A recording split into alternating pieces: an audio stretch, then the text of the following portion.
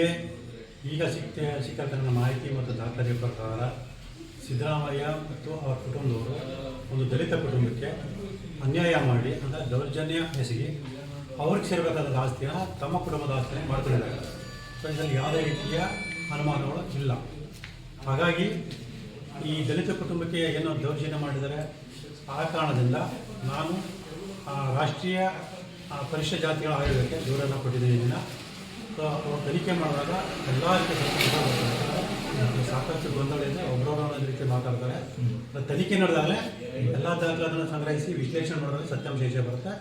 ಸಿದ್ದರಾಮಯ್ಯವರು ಯಾವುದೇ ತಪ್ಪು ಮಾಡಿದ ನಮ್ಮ ಕುಟುಂಬ ಕೂಡ ಕಾನೂನುಬದ್ಧವಾಗಿ ಜಮೀನನ್ನು ಖರೀದಿ ಮಾಡಿ ನಿವೇಶನ ಪಡೆದಿದೆ ಅನ್ನೋದು ನಿಜ ಆಗಿದ್ದರೆ ಮತ್ತು ಅವರು ಅದನ್ನು ಸಾಬೀತುಪಡಿಸಬೇಕಾದ್ರೆ ತನಿಖೆ ಮೂಲಕ ಹೊರತು ಬರೀ ಹೇಳಿಕೆಗಳಿಂದಲ್ಲ.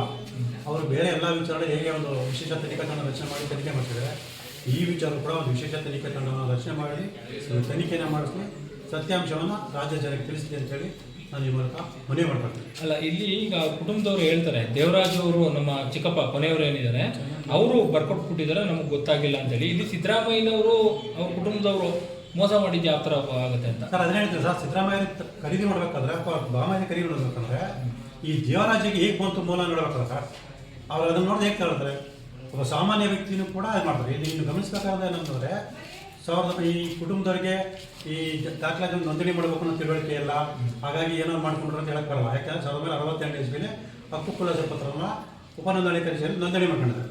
ಸೊ ಈ ಥರ ಇರಬೇಕಾದ್ರೆ 1993 ಇಸ್ವಿಲಿ ಅಂದರೆ 25 ವರ್ಷಗಳ ನಂತರ ಸೊ ದೇವರಾಜ ಒಂದು ಬಿಡಿ ಹಳ್ಳಿ ಒಂದು ಪತ್ರ ಬರ್ಕೊಡ್ತಾರೆ. ಆ ಪತ್ರ ಆದ ಮೇಲೆ ಅವ್ರ ಹೆಸರು ಖಾತೆ ವರ್ಗಾವಣೆ ಆಗುತ್ತೆ ಅಂದರೆ ಹೇಗೆ ನಂಬ್ತೀರಾ?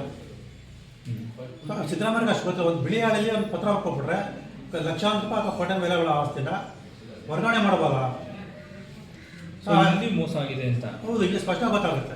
ಈಗ ಅವರು ನಿಜವಾಗ್ಲೂ ಕೂಡ ಈಗ ಇದೇ ದೇವರಾಜು ಏನು ದೇವರಾಜು ಬಿಳಿ ಹಳೆ ಮೇಲೆ ಖಾತೆ ಮಾಡಿಸ್ಕೊಂಡಿದ್ದಾರೆ. ಇದೇ ದೇವರಾಜು 1968 ಇಸ್ವಿಲಿ ಮಹಿಳೆಯರಿಗೆ ಹಕ್ಕು ಖುಲಾಸೆ ಪತ್ರನ ಉಪನೋಂದಣಿ ಕಚೇರಿ ನೋಂದಣಿ ಮಾಡ್ಕೊಂಡಿದ್ದಾರೆ. ಅಂದರೆ ಅವ್ರಿಗೆ ಗೊತ್ತಿದೆ. ಸೊ ಆಸ್ತಿನ ವರ್ಗಾವಣೆ ಮಾಡ್ಕೊಳ್ಬೇಕು ಅಂತಂದರೆ ಹಕ್ಕು ಖುಲಾಸೆ ಪತ್ರನ ಅಥವಾ ಮತ್ತೊಂದು ದಾಖಲೆನ ಉಪನೋಂದಣಿ ಕಚೇರಿಯಲ್ಲಿ ನೋಂದಣಿ ಮಾಡಿಸ್ಕೊಂಡು ಆ ಮುಖಾಂತರ ನನ್ನ ಹೆಸರು ವರ್ಗಾವಣೆ ಮಾಡಿ ಗೊತ್ತಿದ್ರು ಕೂಡ 1993 ಇಸ್ವಿಲಿ ಬರೀ ಒಂದು ಬಿಳಿ ಹಾಡಲ್ಲಿ ಒಂದು ಹೇಳಿಕೆನ ಪಡ್ಕೊಂಡು ಹೇಗೆ ಖಾತೆನ ವರ್ಗಾವಣೆ ಮಾಡಿಸ್ಕೊಳ್ತಾರೆ. ಇಲ್ಲಿ ನೀವು ಗಮನಿಸಬೇಕಾದ್ರೆ ಎಲ್ಲ ಪ್ರಕ್ರಿಯೆಗಳು ಪ್ರಾರಂಭ ಆಗದೆ 1992-93 ನಂತರ. ಆ ಸಮಯದಲ್ಲಿ ಮೂಡಾದವರು ಆ ಭೂಮಿಯನ್ನು ವಶಪಡಿಸೋಕ್ಕೆ ಪ್ರಕ್ರಿಯೆಯನ್ನು ಪ್ರಾರಂಭ ಮಾಡಿದರು. ಸೊ ಈ ಒಂದು ಹಿನ್ನೆಲೆಯಲ್ಲಿ ಆ ಸುಳ್ಳು ದಾಖಲೆ ಸೃಷ್ಟಿ ಮಾಡಿಕೊಂಡು ಆಗ ದೇವರಾಜ ಹೆಸರಿಗೆ ಸುಳ್ಳು ಕಾಲಗಳನ್ನು ಸೃಷ್ಟಿ ಮಾಡಿಕೊಂಡು ಖರೀದಿ ಮಾಡೋದು ಸ್ಪಷ್ಟ ಕಂಡುಬಂತು. ಓಕೆ, ನೀವೀಗ ದೂರು ಕೊಟ್ಟಿದ್ದೀರಾ? ಹೌದು ಸರ್, ನಾನು ರಾಷ್ಟ್ರೀಯ ಪರಿಶಿಷ್ಟ ಜಾತಿಗಳಕ್ಕೆ ನನ್ನ ನೋಂದಾಯಿತ ಅಂಚೆ ಮೂಲಕ ದೂರನ್ನು ಕಳಿಸಿದ್ದೆ. Thank you.